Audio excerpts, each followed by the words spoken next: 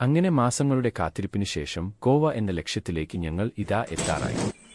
Plan മൂഞ്ചാതിരിക്കാനും last ടൈമിൽ പൈസയ്ക്ക് എന്തേലും ഷോർട്ട് ഉണ്ടാകാതിരിക്കാനുമായി ഞങ്ങൾ ചിലർ ചെറുതായി ഒന്ന് കൂട്ടിവച്ചിരുന്നു. ഇവനാണ് ഡെൽവിൻ. തൃശൂർ റെയിൽവേ സ്റ്റേഷനിലേക്കാണ് ഞങ്ങളുടെ യാത്ര. പുറത്തോട്ട് നോക്കിയുള്ള ഇരിപ്പ് കണ്ടാൽ ആദ്യമായാണ് അതിലെ ഒക്കെ പോകുന്നതെന്ന് തോന്നിപ്പോകും. ഗോവയ്ക്ക് പോകുന്നതിന്റെ ഒരു ഉഷാറില്ല ഇവന്റെ മുഖത്ത്. കാര്യം വേറെ ഇരിക്ക് ഗൈസ്, ഞാനത് വഴിയേ പറയാം. 2 മണിക്ക് മുൻപ് ഞങ്ങൾ അങ്ങനെ തൃശൂരിൽ KSRTC ബസ് സ്റ്റാൻഡിൽ ഇറങ്ങി.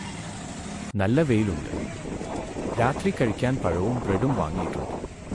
ഇപ്പോൾ കൈകൊണ്ട് വിക്ടറി മുദ്ര കാണിച്ചവനാണ് ബേസിൽ. രണ്ടാമത് കൈപൊക്കി കാണിച്ചവൻ ഗിരീഷും നടുക്ക് നിൽക്കുന്നവൻ വിനയ്. ഉച്ചതിരിഞ്ഞ് 2:45 നേത്രാവതിയാണ് ഞങ്ങളുടെ ട്രെയിൻ. ഇത് അങ്ങോട്ടുള്ള നടത്തമാണ്. ഇനി ഒരുത്തൻ കൂടിയേ ഞങ്ങളുടെ കൂടെ ജോയിൻ ചെയ്യാനുള്ളൂ. ഞാൻ അവിടെ നിന്ന് കോച്ച് പൊസിഷൻ ഒക്കെ നോക്കിവെച്ചു. ഇതാണ് ഞാൻ നേരത്തെ പറഞ്ഞ മുതൽ ഞങ്ങളുടെ ടൂറിന്റെ മെയിൻ കോർഡിനേറ്റർ. കൂടെ ഞാനും. പ്ലാറ്റ്ഫോം 2-ലാണ് ഞങ്ങളുടെ ട്രെയിൻ വരുന്നത്. അവിടേക്ക് നടക്കുകയാണ് ഞങ്ങൾ. ഇനി ഞാൻ എന്നെ കാണിക്കാം. ഇതാണ് ഞാൻ. എല്ലാവരും ഒരുമിച്ച് ചേർന്നപ്പോൾ ട്രിപ്പിന്റെ വൈബിലോട്ട് ഞങ്ങൾ എത്തി. വർക്കിന്റെ അന്തരീക്ഷത്തിൽ നിന്നും മാറി ഇനി ഗോവ മാത്രം. കൊക്കിന്റെ ഇറച്ചിക്ക് നല്ല രുചിയുണ്ട് എന്നാണ് ഡെൽവിൻ പറയുന്നത്. പക്ഷേ അതൊന്നും കേൾക്കാതെ വിനയ് അവറ്റകളുടെ ക്ലോസ് അപ്പ് ഫോട്ടോസ് എടുത്തു നോക്കുന്നുണ്ട്. അവന്റെ ഐഫോണിന്റെ ക്യാമറയിലാണ് അഖിലിന്റെ പ്രതീക്ഷ മുഴുവൻ. അങ്ങനെ ഞങ്ങൾക്ക് പോകാനുള്ള ട്രെയിൻ എത്തിപ്പോയി. ജനറൽ കോച്ച് ഫുൾ ആയതുകൊണ്ട് കുറെ പേർ ഡോർ സൈഡിൽ നിലയുറപ്പിച്ചിട്ടുണ്ട്. എന്നാലും തള്ളിക്കേറി ഞങ്ങൾ ഞങ്ങളുടെ സീറ്റ് പിടിച്ചു. ഗിരീഷ് ആണ് കൂട്ടത്തിൽ ഏറ്റവും ഇളയത്. ഏതു നേരവും ഈ പുഞ്ചിരിയാണ് ഇവൻ. ആരെയൊക്കെയോ നോക്കി കണ്ണുകൊണ്ട് ഗോഷ്ടി കാണിക്കുകയാണ് വിനയ്. കണ്ടാൽ തോന്നുന്നില്ലെങ്കിലും ഭാര്യയും 1 മാസം പ്രായമുള്ള ഒരു കുഞ്ഞും ഉണ്ടിലവൻ.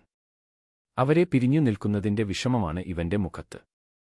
പരസ്പരമുള്ള കൗണ്ടറുകൾക്കും തള്ളുകൾക്കും ശേഷം ഞങ്ങൾ ചീട്ടും മിനിമിൽഷിയും കളിച്ചു നേരം കളഞ്ഞു. ഗോവയിലെ പ്രധാന റെയിൽവേ സ്റ്റേഷൻ ആയ മഡ്ഗോൺ കഴിഞ്ഞുവരുന്ന തിവിമിൽ ഞങ്ങൾ ഇറങ്ങുന്നത്. 5 മണിക്ക് അവിടെ എത്തുന്നതിനാൽ ഞങ്ങൾ നേരത്തെ ഉറങ്ങാൻ കിടന്നു. ബീച്ച് ആക്ടിവിറ്റികൾ ഏറ്റവും കൂടുതൽ നോർത്ത് ഗോവയിൽ ആയതുകൊണ്ടാണ് ഞങ്ങൾ തിവിമ സ്റ്റേഷൻ തിരഞ്ഞെടുത്തത്. രാത്രി ട്രെയിൻ ഏതോ സ്റ്റേഷനിൽ 1 മണിക്കൂർ നേരം പിടിച്ചിട്ടതുകൊണ്ട് 6 മണി കഴിഞ്ഞാണ് അവിടെ എത്തിയത്. സ്റ്റേഷൻ പരിസരം ഒക്കെ ആകെ കാട് പിടിച്ച് കിടക്കുകയാണ്. എക്സിറ്റ് ഏത് സൈഡിലാണെന്നറിയാതെ ഞങ്ങൾ കൂട്ടത്തിൽ കൂടെ നടന്നു. ഇതിനിടയിൽ കാത്തുനിന്ന ഞങ്ങളുടെ ഡ്രൈവർ അഖിലിനെ ഫോണിൽ വിളിച്ചുകൊണ്ടേ ഇരിക്കുന്നുണ്ടായിരുന്നു. കാത്തുനിന്ന ഡ്രൈവറുടെ അടുത്തേക്കാണ് ഈ സ്പീഡിലുള്ള ഞങ്ങളുടെ നടത്തം. ഒരു ചെറി കളറിലുള്ള കാർ ആണെന്നാണ് ഡ്രൈവർ ഞങ്ങളോട് പറഞ്ഞത്. അത് നോക്കിയാണ് നടക്കുന്നത്. പക്ഷേ അങ്ങനെയുള്ള ഒരു കാർ ആ പരിസരത്ത് ഒന്നും കാണുന്നില്ല. എന്താണ് സംഭവം എന്ന് ആർക്കും ഒരു പിടിയും ഇല്ല. ഇൻസ്റ്റഗ്രാമിൽ നിന്നും കിട്ടിയ ട്രിപ്പി വൈബ് എന്ന ഒരു ടീമിന്റെ ടൂർ പാക്കേജ് ആണ് ഞങ്ങൾ എടുത്തിരിക്കുന്നത്. അവർ തന്നെ അയച്ചതാണ് ഈ ഡ്രൈവറെ. പറഞ്ഞതുപോലുള്ള ഒരു കാർ അകലെ നിന്നു വരുന്നുണ്ടെന്ന് വിനയ് വിളിച്ചു കൂവുന്നുണ്ട്. രാവിലെ തന്നെ മഴ പെയ്തിട്ടുണ്ട്.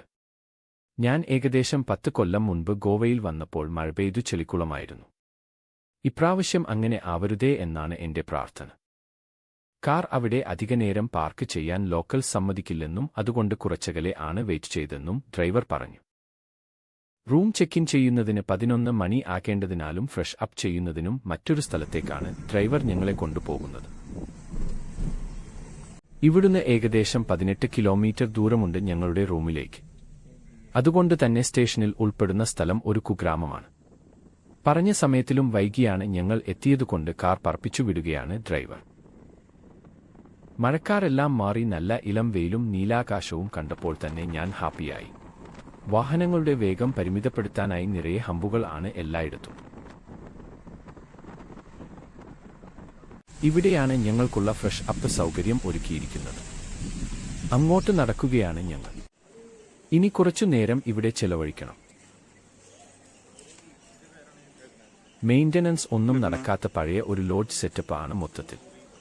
പ്രതീക്ഷിച്ച പോലെ തന്നെയായി റൂമിന്റെ അകവും ബാത്റൂമും എല്ലാം.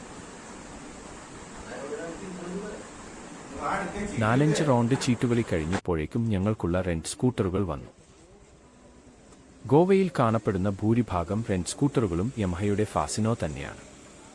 പോകുന്ന വഴിക്ക് ബ്രേക്ക്ഫാസ്റ്റ് കഴിച്ച് നേരെ ഞങ്ങൾ റൂമിലോട്ട് പോവുകയാണ്. ഒന്ന് ഫ്രഷ് ആയിട്ട് നേരെ കാഴ്ചകളിലേക്ക് ഇറങ്ങാനാണ് ഞങ്ങളുടെ പ്ലാൻ. ഫ്രഷ് ആവാൻ പോയ സ്ഥലത്തെ ദുരന്താവസ്ഥ ഞാൻ പറഞ്ഞല്ലോ. അവിടെ വെച്ച് ബാത്റൂം കണ്ട് ബേസിലിന്റെ ബോധം പോയിരുന്നു ഗൈസ്. ഇനി കഷ്ടിച്ച് 1/2 കിലോമീറ്ററിന് താഴെയേ ഉള്ളൂ ഞങ്ങളുടെ റൂമിലേക്ക്. റൂം എത്താറായപ്പോഴേക്കും റോഡിന്റെ ഇരു സൈഡുകളിലും നിറയെ ബാറുകളാണ്. എല്ലാവരും ഒരുപോലെ ഹാപ്പി. ഇതാണ് ആദ്യത്തെ അധ്യായം. കഥ ഇനിയാണ് ആരംഭിക്കുന്നത്.